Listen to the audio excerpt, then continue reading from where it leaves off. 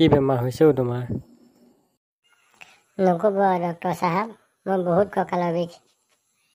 এই হয় নেকি? পিছে তোমাৰ কঁকালৰ বিষনো কেনেকৈ হ'ল? এইবোৰ বহুত ডাঙৰ কথা ডক্টৰ চাহাব। মই এটা নাইট ক্লাবত চাকৰি কৰোঁ। কালি ঘৰলৈ পুৱা সোনকালে অহাত মোৰ তৃতীয় মহলাত থকা ফ্লেটটোৰ দুৱাৰমুখত মই ৰওঁতেই গম পালোঁ যে মোৰ বেডৰুমত কোনোবা এজন আছে মোৰ পত্নীৰ লগত। সন্দেহ কৰি মনে মনে বেডৰুমৰ ভিতৰত সোমালোঁ, কিন্তু গোটেই ৰুমটো চলাতকৈও কাকো বিচাৰি নাপালোঁ। অৱশেষত বেলকনিৰ পৰা তললৈ চাই দেখিলোঁ যে কোনোবা এজন লৰালৰিকৈ কাপোৰ পিন্ধি ক'ৰবালৈ গৈ আছে। লগে লগে মোৰ তেওঁৰ ওপৰত সন্দেহ হ'ল।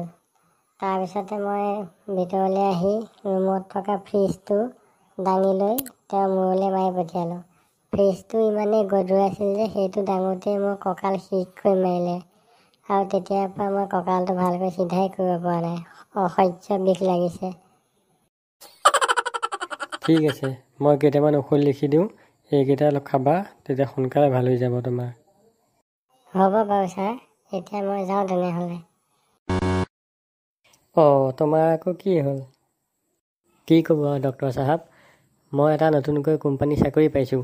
কালি প্ৰথম জইনিঙৰ ডেট আছিলে। ৰাতি এলাৰ্ম দিবলৈ পাহৰাৰ কাৰণে পুৱা দেৰিকৈ সাৰ পালোঁ। সাৰ পাৰি আৰু মই ধুমাধুম কাপোৰ কানিকেইটা হাততে লৈ বাটে বাটে পিন্ধি গৈ আছিলোঁ।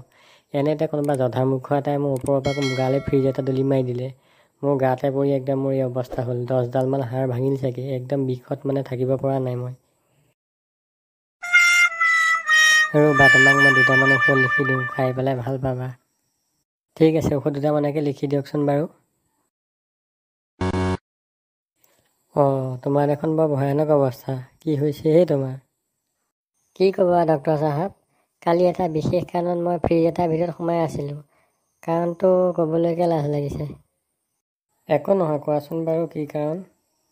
কাৰণটো বাদ দিয়ক বাৰু, আচল কথাটো শুনক। মই যিটো ফ্ৰিজৰ ভিতৰত সোমাই আছিলোঁ, কোনোবা এজনে 3 মহলাৰ ওপৰৰ পৰা সেই ফ্ৰিজটো তললৈ পেলাই দিলে, আৰু মই ভিতৰত সোমাই থাকি মোৰ এই অৱস্থা হ'ল আজি।